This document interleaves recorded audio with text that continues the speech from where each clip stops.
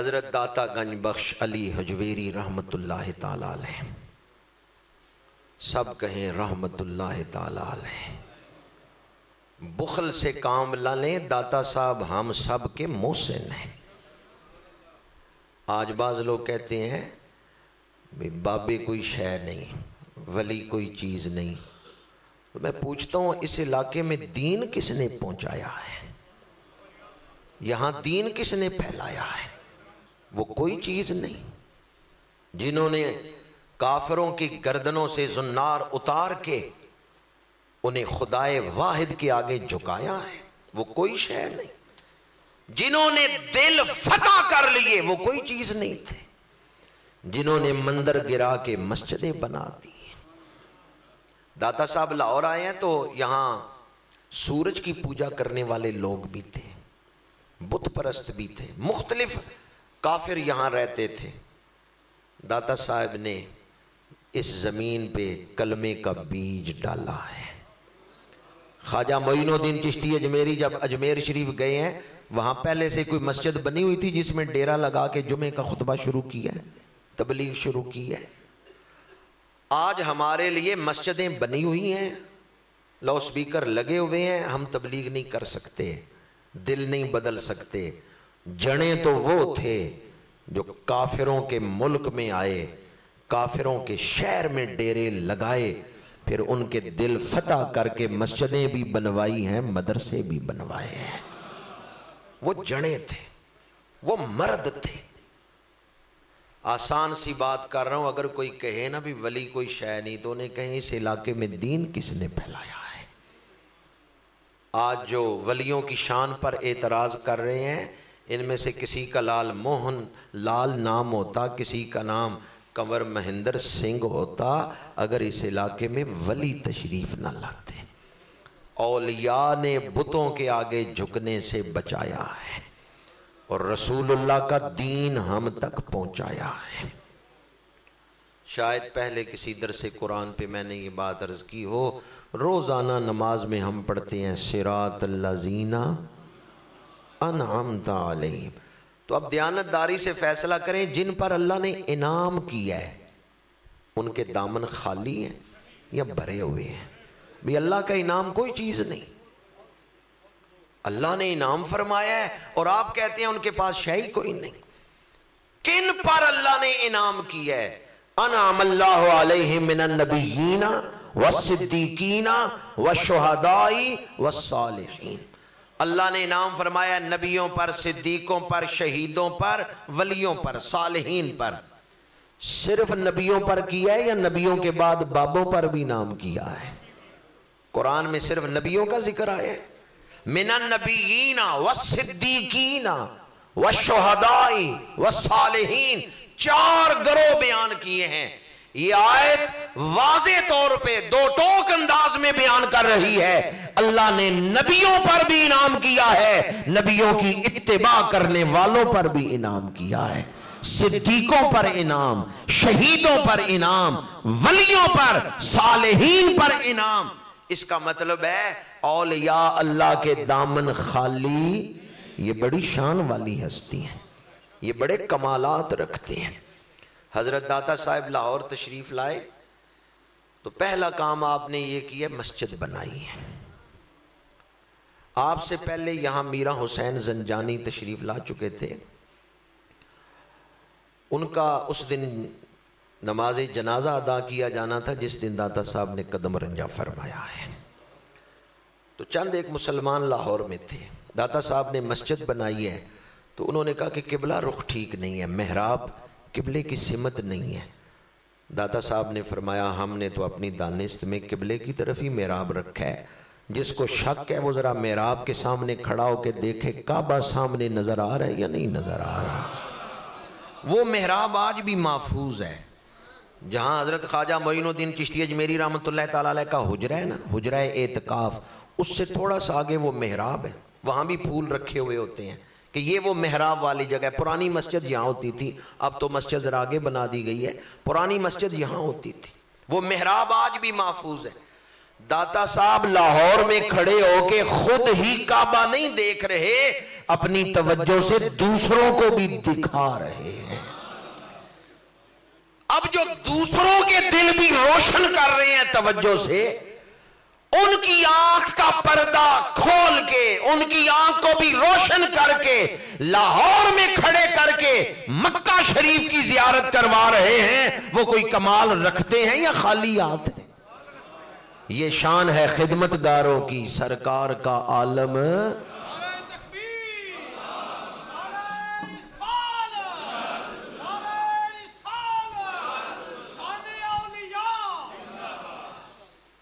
جنت کا ذکر ہو رہا تھا اور جنت میں حضور کی آمد کا ذکر ہو رہا تھا، تو میرے آقا کریم نے فرمایا سب سے پہلے اللہ مجھے جنت میں داخل کرے گا، میرے ساتھ فقراء ہوں گے۔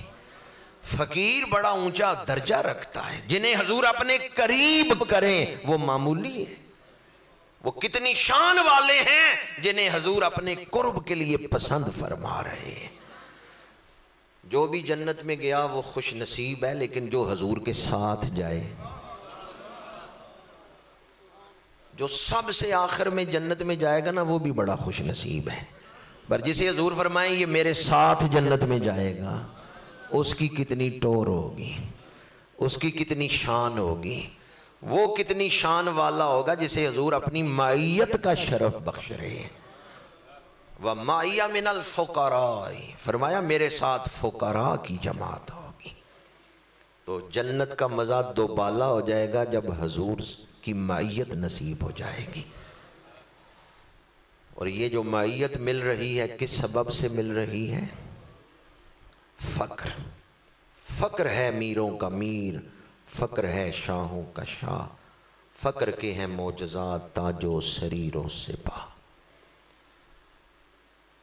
حضرت داتا گنج بخش علی حجویری رحمت اللہ تعالی علیہ اس خطے میں اسلام لے کے آئے ہیں۔ سید حجویر مخدوم امم، مرکد او پیر سنجر راہ حرم، خاک پنجاب از دم او زندہ گشت، صبح ما از مہر او تا بندہ گشت۔ جہاں میں نے فقراء کے فضائل بیان کیے، شان بیان کی، وہیں ان کا کردار بھی بیان کر رہا ہوں۔ فقیر میں برداشت اعلیٰ درجے کی ہوتی ہے۔ کیا چیز اعلیٰ درجے کی ہوتی ہے؟ صبر، برداشت۔ ابھی میں قرآن پاک کے چند کلمات پڑھ رہا تھا، وَلَا تَسْتَوِي الْحَسَنَةُ وَلَا السَّيِّئَةُ۔ آگے فرمایا ادفع باللتی ہی احسن فَإِذَا الَّذِي بَيْنَكَ وَبَيْنَهُ عَدَاوَةٌ كَأَنَّهُ وَلِيٌّ حَمِيمٌ وَمَا يُلَقَّاهَا إِلَّا الَّذِينَ صَبَرُوا وَمَا يُلَقَّاهَا إِلَّا ذُو حَظٍّ عَظِيمٍ۔ جب کسی کے ساتھ دشمنی ہو تو دشمن کو جب جواب دینا ہو تو احسن جواب دو، برائی کا بدلہ برائی سے نہ دو، برائی کا بدلہ اچھائی سے دو۔ یہ قرآن کہہ رہا ہے ادفع باللتی ہی احسن۔ حسن کہا ہے یا احسن کہا ہے؟ جی احسن کہا ہے، حسن نہیں کہا، احسن کہا ہے۔ اس کا کیا مطلب ہے؟ دشمن کوئی دشمنی کا اظہار کرے جس سے آپ کا دل دکھا ہے، اس کو معاف کر دینا یہ حسن ہے، لیکن اس کے ساتھ نیکی کرنا یہ احسن ہے۔ صرف معاف کر دینا یہ حسن ہے، لیکن معاف کرنے کے ساتھ ساتھ پھر اس کی خیر مانگنا یہ احسن ہے۔ یہ انتہائی اچھا سلوک ہے اس کے ساتھ۔ اس نے برائی کی، آپ نے صرف معاف نہیں کیا بلکہ اس پر عطائیں کر رہے ہیں۔ فرمایا اس انداز میں جواب دیں کہ کچھ دیر پہلے جو دشمن تھا اب گرم جوش دوست بن جائے۔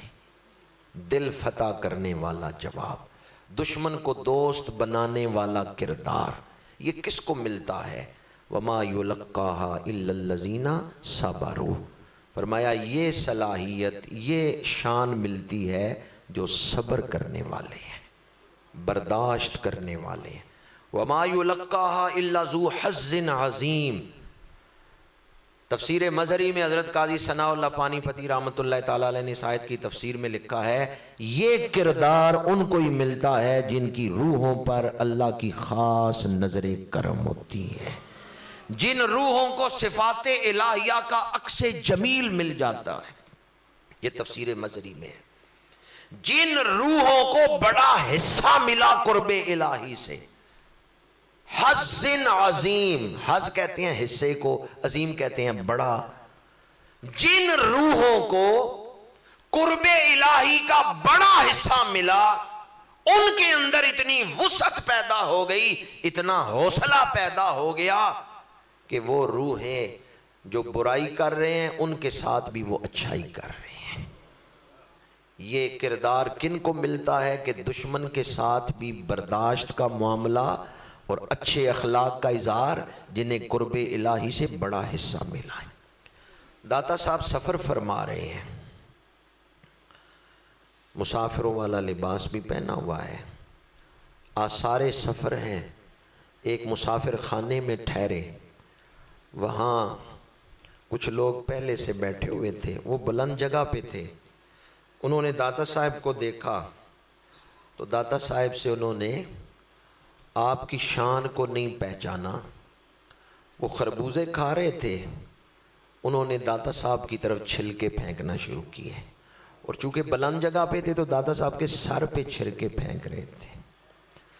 یہ واقعہ خود داتا صاحب نے کشف المحجوب میں بیان کیا ہے، اور آپ فرماتے ہیں کہ میں اس سے پہلے ایک روحانی مشکل میں تھا، کوئی چیز رکاوٹ بن گئی، حجابات نہیں ہٹ رہے تھے، دعائیں بھی کی، ریاضت بھی کی، لیکن حجاب نہیں ہٹ رہے، وہ مشکل دور نہیں ہو رہی۔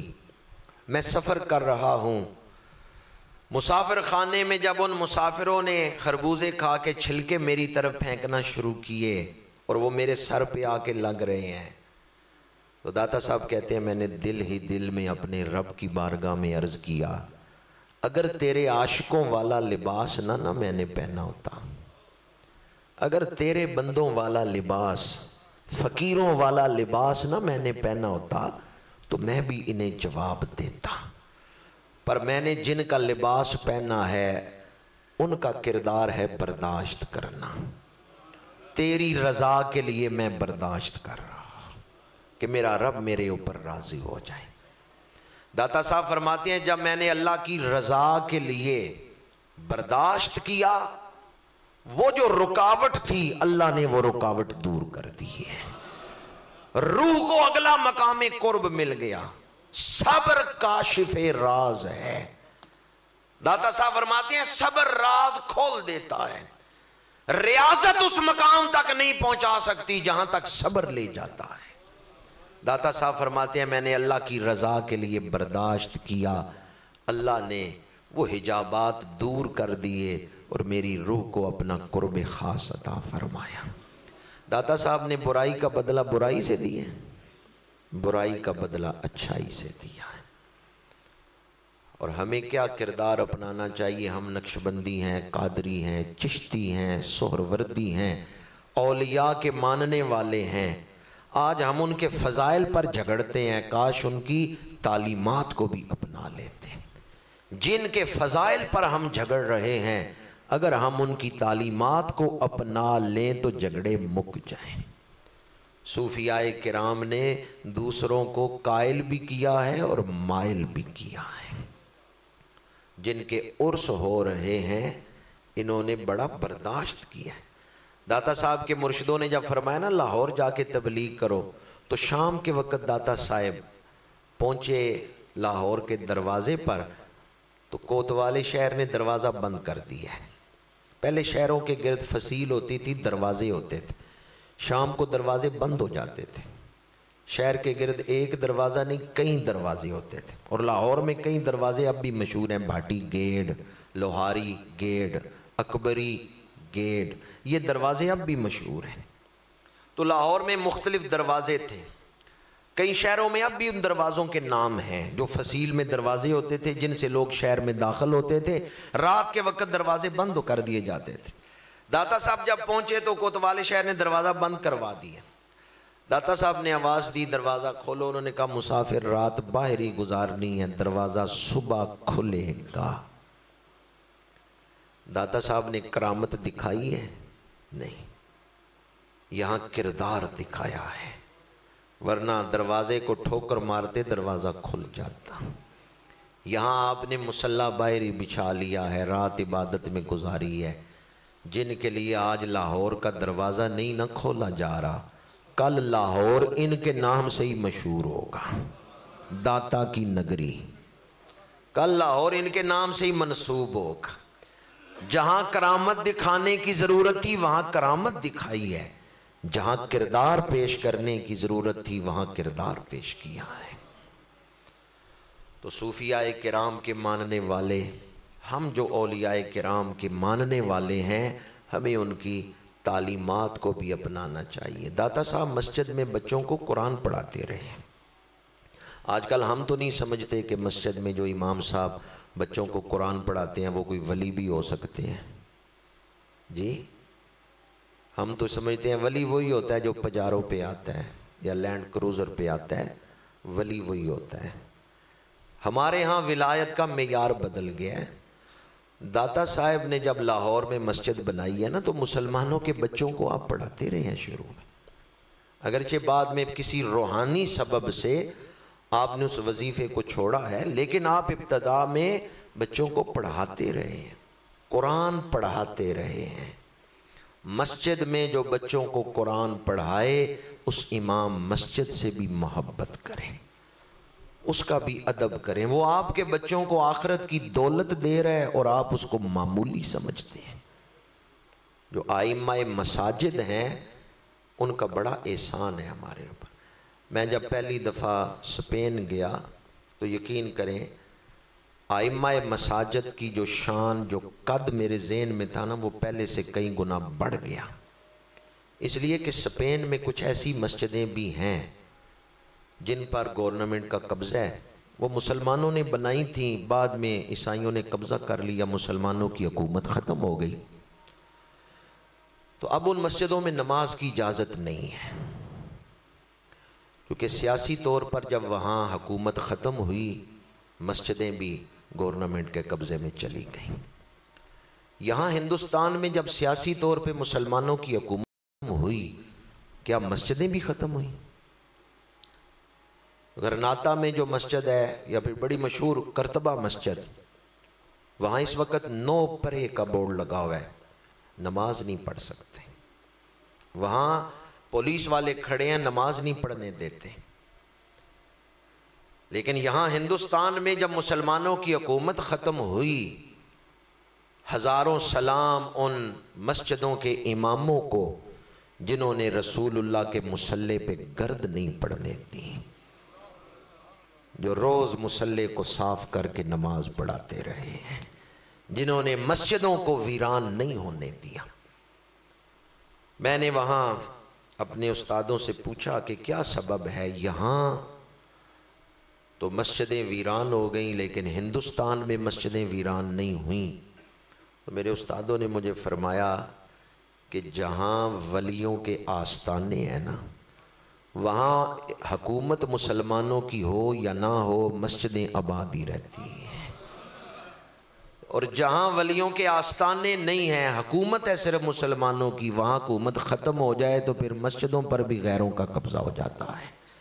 یہاں بر صغیر میں چونکہ صوفیاء کے مزارات تھے، حکومتیں ختم ہو گئیں لیکن صوفیاء نے مسجدوں کو آباد رکھا ہے۔ اللہ تعالی ہمیں ان صوفیاء کی حقیقی شان سمجھنے کی توفیق عطا فرمائے۔ اس لیے میں نے کہا تھا کہ آپ سب داتا صاحب کے نام پہ پڑھیں رحمت اللہ علیہ۔ ہماری دعاؤں کے بھی وہ محتاج نہیں، وہاں پورا سال کسی وقت چلے جائیں، ہر وقت قرآن کھلا ہوا ہے، پورا سال لوگ وہاں دعائیں مانگ رہے ہیں، اللہ کا ذکر ہو رہا ہے۔ ہاں جب ہم ان کا ذکر ادب سے کریں گے، ہمارا نام محسن کی قدر کرنے والوں میں، من لم یشکر الناس لم یشکر اللہ۔ حدیث مبارک ہے کہ کچھ لوگ ایسے ہیں جب تک ان کا شکرانہ نہ کرو اللہ کا شکرانہ نہیں کر سکتے۔ تو جنہوں نے اس خطے میں اسلام پھیلایا وہ ہمارے محسن ہیں، ان کا احسان ہے ہمارے اوپر۔ ہم اپنی دعاؤں میں ان کے لیے بلندی درجات کی دعائیں مانگتے ہیں اور دعا کرتے ہیں اللہ ہمیں ان کے نقش قدم پر چلنے کی توفیق عطا فرمائے۔